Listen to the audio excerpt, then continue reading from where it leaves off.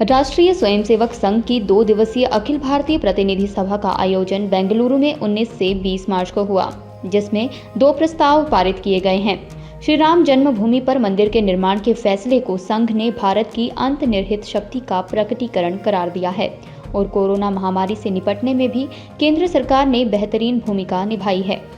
2 बैठकें बड़ी महत्वपूर्ण रहती है संघ की। एक अखिल भारतीय प्रतिनिधि सभा, एक अखिल भारतीय कार्यकारी मंडल बैठक होती है। ये 2 बैठकें अपरिहार्य हैं, जिसमें पूरे देश को, समाज को जानकारी जानी चाहिए। तो अभी हमारी अखिल भारतीय प्रतिनिधि सभा हुई बेंगलुरु में, उसको लेकर ये पत्रकार वार्ता का आयोजन किया गया है। और संघ का ये चुनावी वर्ष भी था, तो हमारे जो सरकार्यवाह हैं, परम पूजनीय सरसंघ चालक के बाद जो दूसरा सर्वोच्च दायित्व रहता है वो सरकार्यवाह का रहता है। तो उनका भी वो चुनाव था, और उस चुनाव में हम सब जानकारी में आया होगा कि श्रीमान दत्तात्रेय होसबले जी इस बार संघ के सरकार्यवाह निर्वाचित हुए हैं। इससे पहले वो अभी हाल ही तक वो सह सरकार्यवाह का दायित्व निर्वहन कर रहे थे 2009 से लेकर 2021 तक। और साथ में प्रस्ताव भी पारित हुए। एक प्रस्ताव राम मंदिर को लेकर है, जो 5 अगस्त 2020 को सर्वोच्च न्यायालय की जो 5 जजों की जो खंडपीठ थी, उन्होंने जो मंदिर निर्माण के लिए जो निर्देश दिया था, जो वर्डिक्ट रीट थी, उसके कारण से जो देश में एक सौहार्दपूर्ण वातावरण रहा है, एक एकात्मता को वो प्रतिबिंबित करता है जो वातावरण रहा है, उसकी खुशी में संघ ने एक प्रस्ताव पारित किया है।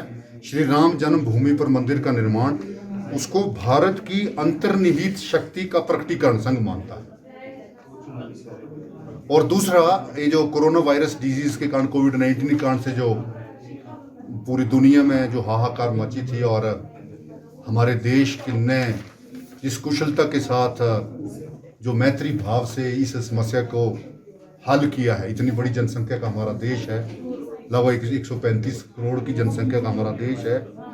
वहाँ पर ये जो कोरोना वायरस डिजीज को, कोविड को जिस प्रकार से हमने हैंडल किया है, उसके लिए भी एक प्रस्ताव पारित किया। कोविड महामारी के सम्मुख खड़ा एकजुट भारत, ये दूसरा प्रस्ताव। तो श्री राम मंदिर के लेकर और कोविड-19 को लेकर ये दो प्रस्ताव वहाँ पारित हुए।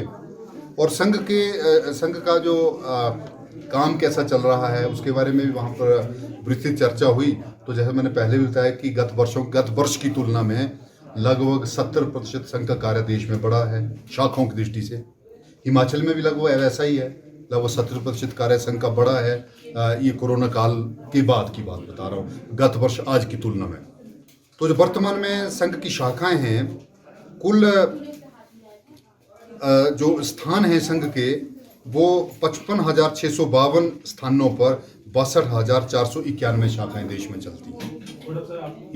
और जो साप्ताहिक मिलन हैं, वो 18,553 स्थानों पर 20,303 साप्ताहिक मिलन चलते हैं, जो सप्ताह में एक बार शाखा जैसा स्वरूप होता है। और 7,655 स्थानों पर संघ मंडली जो है वो 8,732 स्थानों पर चलती है। ये अखिल भारतीय स्वरूप है। और हिमाचल में भी अगर संघ का स्वरूप देखना हो, गत वर्ष की तुलना में हमारा काम बढ़ा है। जो आजकल के दिनों में संघ की स्थिति थी ना, संघ कार्य की, उसकी तुलना में आजकल के दिनों में संघ का काम काफ़ी अच्छा बढ़ा है।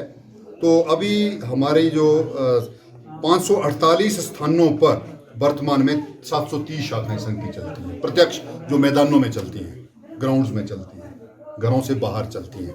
और जो मिलन हैं और मंडली हैं वो अलग हैं। मिलन जो हैं वो 192 हैं, और संघ मंडली हैं वो 158 हैं। तो ये इस प्रतिनिधि सभा में इस प्रकार की जानकारी देने के लिए हम सब एकत्र आए थे। और जो साप्ताहिक मिलन हैं वो 18,553 स्थानों पर 20,303 साप्ताहिक मिलन चलते हैं, जो सप्ताह में एक बार शाखा जैसा स्वरूप होता है। और 7,655 स्थानों पर संघ मंडली जो है वो 8,732 स्थानों पर चलती है। ये अखिल भारतीय स्वरूप है। और हिमाचल में भी अगर संघ का स्वरूप देखना हो, गत वर्ष की तुलना में हमारा काम बढ़ा है।